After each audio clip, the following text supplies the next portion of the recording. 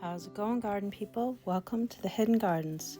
Today we're going to start the garden transformation starting over here in the dog area.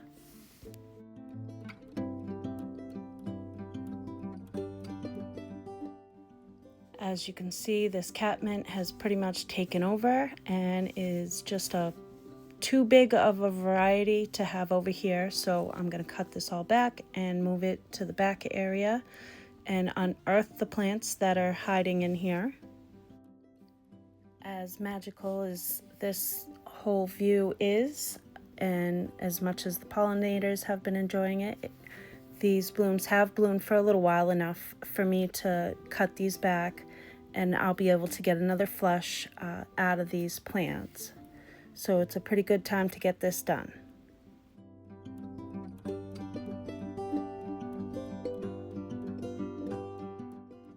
Just a quick note that this Bigfoot clear is looking way better, and I'm happy with the progress there. So this whole area is shaping up as best as it needs to be. It's Wine and Spirits Weigelia. Fluffy arborvitae is growing really nicely. And over there in the back area, that's where the plants are gonna go.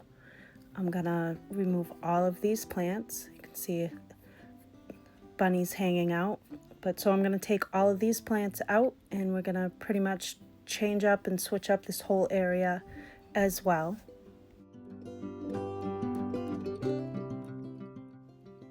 And I have really enjoyed this area, but it's about time for a change. All the plants are a little smushed in here, and everything gets just covered with leaves come the fall time, so it's definitely time for a bit of a change up in this back area. So none of these plants are going to go to waste. I'm just going to find different spots for them.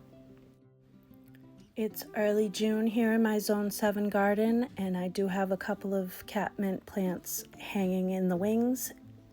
So while transplanting plants would have been preferred in the colder months, a little bit earlier in the spring, I'm getting to it now, and this is the time that I'm able to get it done. So I'll encourage you to get things done in your garden when you're able to get them done, and we'll cross our fingers and hope for the best. As far as I can tell, all these plants should transplant and take fairly well. If I lose a few, then I'll lose a few, but I think pretty much they'll all be all right, particularly because, as you can see, I'm cutting back the catmint. I'm doing that for a particular reason, so that when I do transplant them, they can concentrate their energy on getting rooted in, as opposed to trying to support all these blooms. And then hopefully they'll flush out, and we'll get more blooms a little bit later in the season.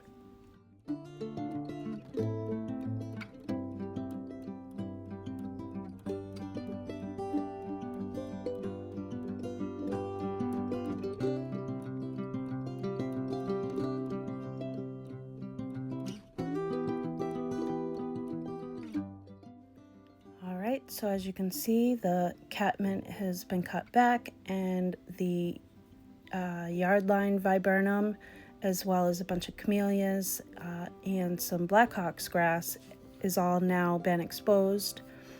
It was all definitely getting smothered out, so getting those plants out was definitely a good idea. I am probably going to replace 2 or a few of the camellias just for better plants in this area, but we'll see how things get shifted up later.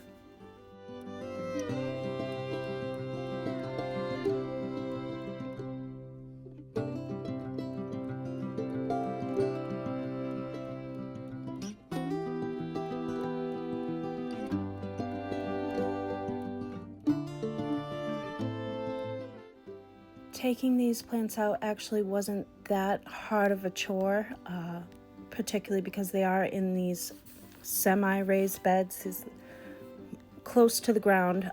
These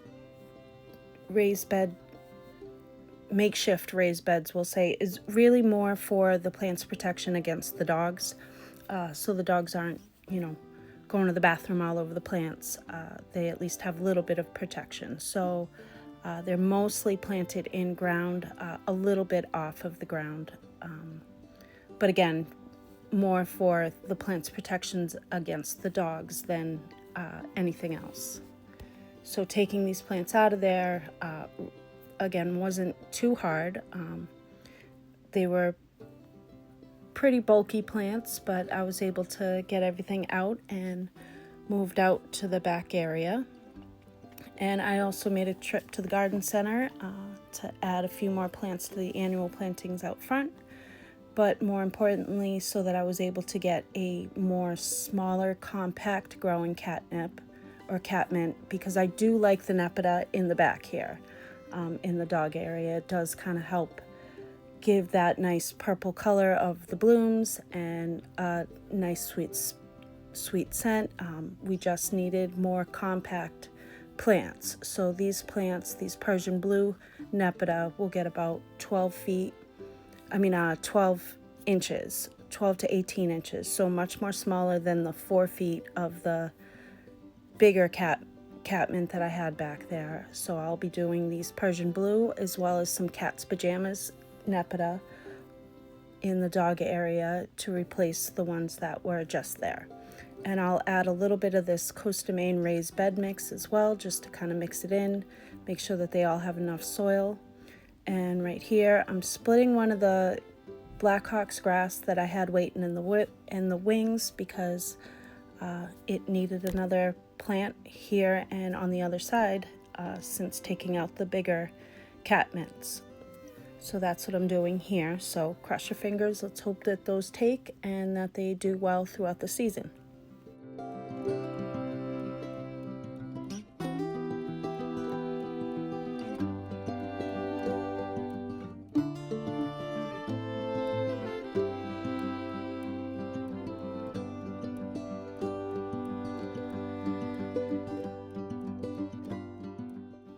So after I got it mixed up and prepped, I did put a little bit of biotone in where the Blackhawk's grass is going, so that'll help with root development, particularly because I just divided it. But I didn't put any biotone in with any of the catmint because fertilizer and catmint, it would prefer not to have any fertilizer. But again, for the Blackhawk's grass, I do want it to help grow some roots on this grass that I just put in.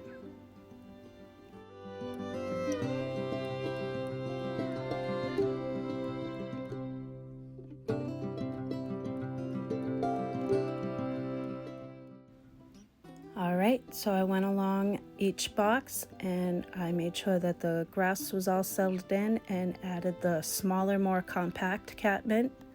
So hopefully those will grow in for the season. We'll get a little bit of a flush, and it's also going to give the plants that are here much more light and freedom and air to do their thing as well.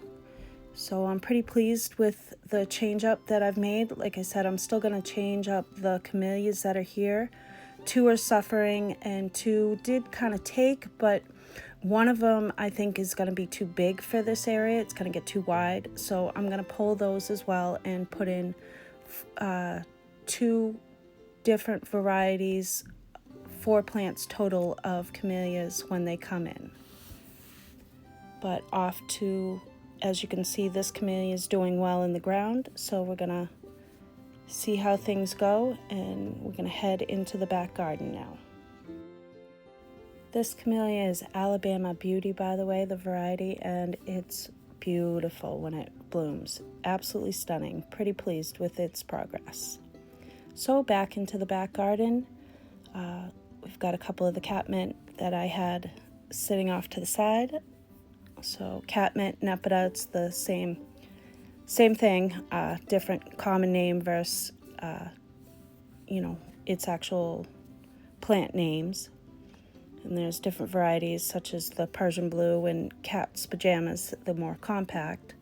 So these ones that I'll be putting back here is the Walker's Low and I believe it was Blue Hill. I'd have to look, but I believe it was Blue Hill. So I have a bunch of lungwort, a bunch of heuchera coral bells back here.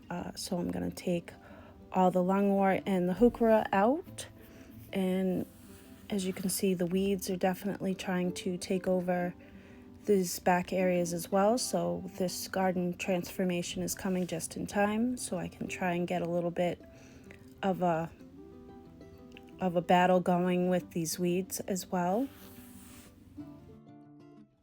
I'll be leaving these azaleas here for now. I do intend to move them at some point, but for now they can stay there.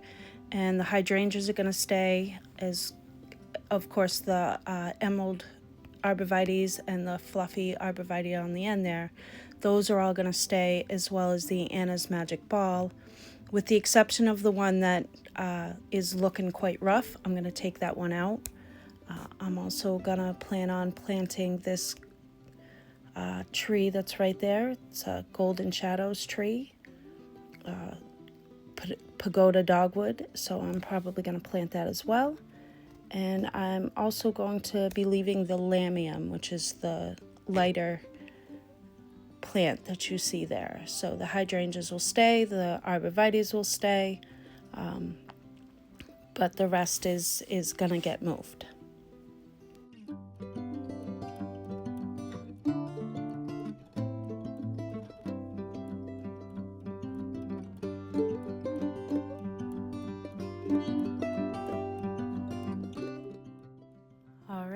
Lungwort has been pulled up, and I've got a mix of the Raspberry Splash, Spot On, and Pinkaboo lungwort plants. And next up is to remove all of the Heuchera corabels, so that's what I'm going to get up to next.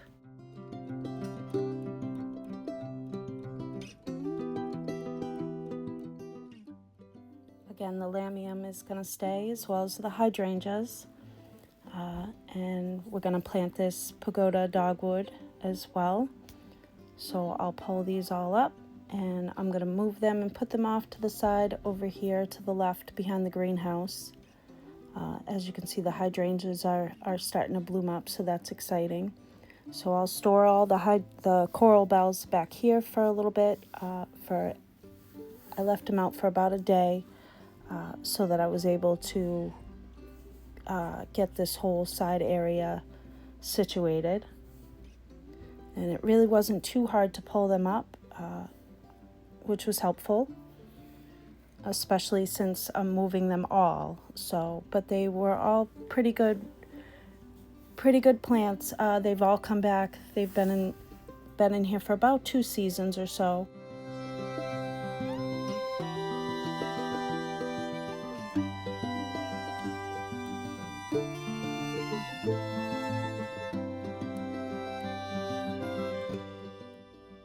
So yep, they all came up pretty easy, and I was able to push them aside and get to removing most of the weeds that I was able to pull fairly easily and rake out the rest.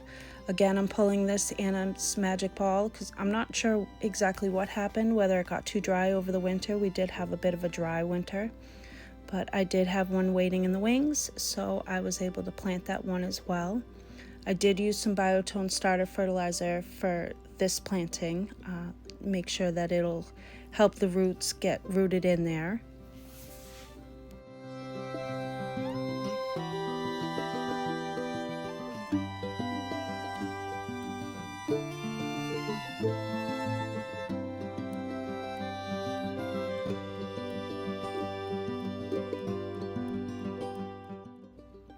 So I was able to clean up the area, rake it up quite a bit, get most of the weeds out.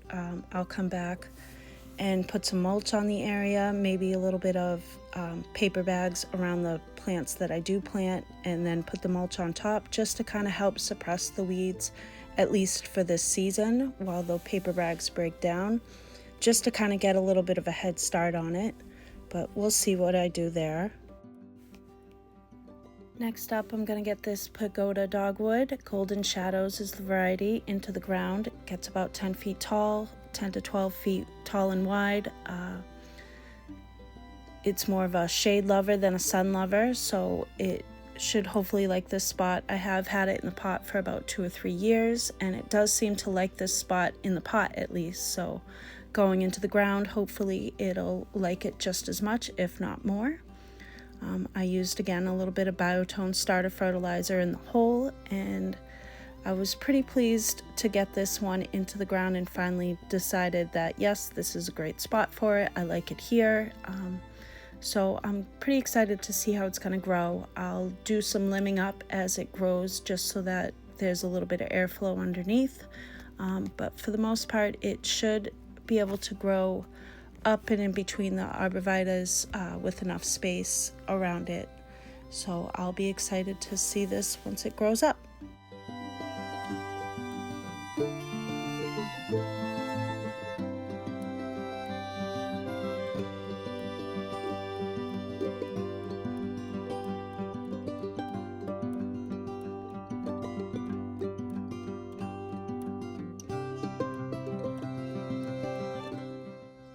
I made sure to not get any air pockets in there, and I watered really well once I got everything into the ground, but for the most part everything looked pretty good. And here it is in the progress so far as all the catmint plants are replanted back here, with the exception of the ones that I had in the pots.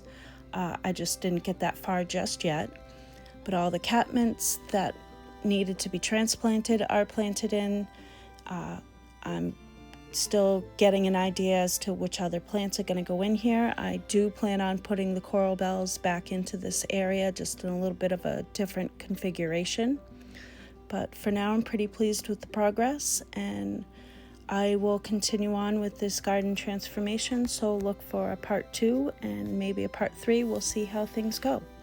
But for now, I hope this video inspires you to continue along on your gardening journey, whatever that looks like for you. And thank you for coming along on mine.